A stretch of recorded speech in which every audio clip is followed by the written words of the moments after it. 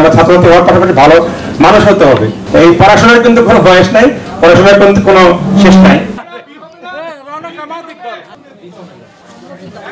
City কর্পোরেশনের যে কোনো সেবা, জন্ম থেকে মৃত্যু, এমনকি প্রতিটি নাগরিক সেবা, আমাদের যে সমস্ত দিন দৈনিকের যে সমস্ত কার্যক্রমগুলো আছে, আপনারা নির্বিঘ্নে আমাদের যে অফিস রয়েছে সিটি কর্পোরেশন এখানে আসবেন। ইনশাআল্লাহ আপনাদের যে কোনো বিষয়ে আমরা সর্বোচ্চ সহযোগিতা করব। যতদিন আমরা আছি, করে যাচ্ছি, ইনশাআল্লাহ করবো। আপনাদের আঞ্চলিক প্রধান হিসেবে যেহেতু আছি, পাশে 6 নম্বর সেক্টরে আমাদের অফিস সিটি কর্পোরেশনের, সব সেবাগুলো আমরা এখান থেকে দিয়ে থাকি। ইনশাআল্লাহ আমরা পাশে আছি। পাবলিক লাইব্রেরির কথা এটুকু বলবো স্যার, আমার যে বন্ধু, আমাদের বন্ধুবর তারেকুজ্জামান, জন্মলগ্ন থেকেই যে পাবলিক লাইব্রেরি শুরু থেকেই, যখন কোভিডের সেই মরাল ঘাট থেকে শুরু করে এই পাবলিক লাইব্রেরি কিন্তু 5 বছর যাবত এই সমস্ত কার্যক্রমগুলো করে যাচ্ছে। আমরা পাশে আছি, সহযোগিতা করে যাচ্ছি। তো স্যার, যেহেতু আমাদের এই পাবলিক লাইব্রেরির অনেকগুলো উদ্দেশ্য আছে, তারেক বলেছে, এবং তার মধ্যে শিক্ষা হচ্ছে একটা বড় উদ্দেশ্য, এবং বই পড়ার বিষয়টা। আমি গত পরশুদিন আমাদের যে বই পড়া আন্দোলনের অন্যতম বাংলাদেশের সবচেয়ে বড় যে ব্যক্তিত্ব বলা যায় যে আমাদের প্রফেসর আব্দুল্লাহ আবু সাইদ স্যার, তারপর ধরে কিন্তু স্যারও হয়তো সব সহযোগিতা আমাদেরকে সবসময় করে গেছেন। এখন তারেক যে উত্তরায় এত বড় একটা পাবলিক লাইব্রেরি করলো, এত হাজার হাজার বই, এত শিক্ষার্থীদের নিয়ে কার্যক্রম, আমরা আসলে এই প্রতিষ্ঠানের পাশে থাকার চেষ্টা করবো, ওনার জন্য দোয়া করবে এবং সহযোগিতার হাত আমরা বাড়িয়ে দিব। আর স্যার, ইনশাআল্লাহ সামনে হয়তো আমাদের একসঙ্গে কাজ করার সুযোগ হবে। আপনার নলেজে থাকলো, আপনি অবশ্যই সর্বোত্তম সহযোগিতা করবেন, ভালো উদ্যোগে আমরা পাশে আছি। সিটি কর্পোরেশনের পক্ষ থেকে আমরা সবসময় সহযোগিতা করি। আর যারা আসলে আজকে যাদের নিয়ে অনুষ্ঠান, আমাদের আরো বক্তারা বলে গেলেন, আমাদের স্যার, আমাদের ম্যাডাম আছেন, আমাদের কাছের মানুষ, আমাদের যে অভিভাবকরা আছেন এবং ছাত্ররা, সবার উদ্দেশ্যে একটা কথাই বলবো, যে কথা এখানে বলা হয়েছে যে একটা ভালো ছাত্রছাত্রী হওয়ার বাইরেও কিন্তু একটা ভালো মানুষ। তা আমরা একটা ভালো মানুষ হওয়ার চেষ্টা করব। আর একটা কথা সবসময় মাথায় চিন্তা করব, যে আমি কিন্তু একটা কাজের জন্য এখানে আসছি, আমার কিন্তু একটা জব আছে, সেই কাজটা কিন্তু আমার কিন্তু মানুষের জন্মগ্রহণ করেছে। আমার ছাত্রছাত্রী হওয়ার পাশাপাশি ভালো মানুষ হতে হবে। সকালে উঠে, সকাল থেকে আমরা সন্ধ্যা পর্যন্ত, রাত পর্যন্ত, আমরা যে ধর্মের আছি, বেশিরভাগ আমরা ইসলাম ধর্মের অনুসারী, আমরা যদি 5 ওয়াক্ত নামাজ পড়ি, তাহলে কিন্তু আমাদের অজু করলেও কিন্তু মানুষের খারাপ কথা বলতে খারাপ লাগে, যে আমি অজু করে আছে, একটা মিথ্যা কথা বলতে মনে হয় যে আমি তো অজু আছি। আবার একটা নামাজের মধ্যে আছে, এখন একটা হঠাৎ করে এরকম একটা বন্ডামির কথা কিন্তু করতে গেলে কিন্তু মনের মধ্যে আসে যে আমি তো কিন্তু নামাজ পড়ে আসলাম, কিভাবে মিথ্যা কথাটা বলবো।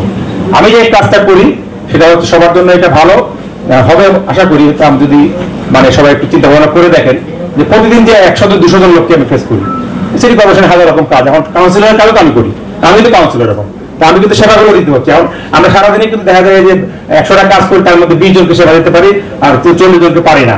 সন্ধ্যার সময় গিয়ে চিন্তা করি যে আজকে যে কাজটা করলাম, এই কাজটা ঠিক করলাম না, ভালো একটা বুদ্ধি দিতে পারলাম না, ভালো একটা পরামর্শ দিতে পারলাম না, একটা অন্যায় কাজ করলাম। রাতে গিয়ে চিন্তা করি যে ওনার সঙ্গে খারাপ ব্যবহার করলাম, এই আসলে এটা রাতে চিন্তা করি যে খারাপ ব্যবহার আমি করবো না, এটা মাপ চেয়ে নিই। আর ওই ভদ্রলোকের সঙ্গে যে আবার দেখা হয়, সেটা আমার কলিগ হোক, একটা পিওন হোক, যে কোনো পর্যায়ের লোক হোক, তাকে বলি যে ভাই, আমি মাথাটা গরম ছিল, ভুল হয়ে গেছে, আমি স্টেট বাংলা হয়তো এখানে মোবাইল কোড করে আসছি, তো ভাই তোমার সঙ্গে খারাপ ব্যবহার হয়েছে, আমাকে মাফ করে দাও।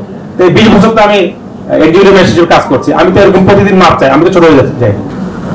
তা আমার কথা হলো, এরকম কিছু আসে যে আমি আজকে সারাদিন কি একটা ভালো কাজ করেছি, তাহলে আপনার একটা বুস্টার থাকবে মেন্টালি, পরের দিন আপনি একটা নতুন মানুষ হিসেবে হবেন। কারণ রাতের বেলা ঘুমালে কিন্তু সকালবেলা যে আপনি বাঁচবেন, আপনি মারা যাবেন না, এমন কোনো কথা নেই। এটা কিন্তু প্রতিদিনই মনে রাখতে হবে। এই যে আমাদের ভাই বললেন, এই যে সুন্দর সেদিন তো ক্লাস হচ্ছিল, আমার মেয়েটা ম্যাজিস্ট্রেটে পড়ে, তো হঠাৎ করে যে বিমানটা এই যে দুর্ঘটনা হলো, সে হয়তো 8 নম্বর 7 নম্বর সেক্টর ক্যাম্পাসে পড়ে, এটা অন্য জায়গায় হতে পারতো।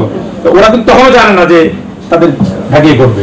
আমরা আসলে কেউ জানে হবে আনসার্টেন, সেজন্য আমরা চেষ্টা করব যতদূর পারি অন্তত মানুষকে সহযোগিতা করার জন্য। আর শেষে একটা কথা খালি বলবো, আমি যখন জিনাদে ইউরো ছিলাম, স্যার জানেন আমাদের এক পাগল জহির রায়হান ছিল। সে জহির রায়হান কিন্তু ক্লাস 6ও পাস না, সে কিন্তু সাইকেলের পিছনে কিন্তু 100-200টা বই নিয়ে ঘুরতো। আমি বলতাম, জহির তুমি কি নিয়ে আসছো? সে রং মিস্ত্রি কাজ করতো, তার মন মানসিকতা কি, সে 100-200 বই নিয়ে আসতো, বই আমি সবাইকে বই বিলি করি, তেমন পরম সরকার করতো। তারপরে সেই জহির রায়হান কি করতো, মানুষের কাছে কাছে পাখির বাসা পাবো, আমরা পাখির বাসা কেন পাবো, পাখিরা থাকবে কোথায়? তারপর সে কিন্তু এরকম হাজার হাজার পাখির বাসা বেঁধে দিচ্ছে।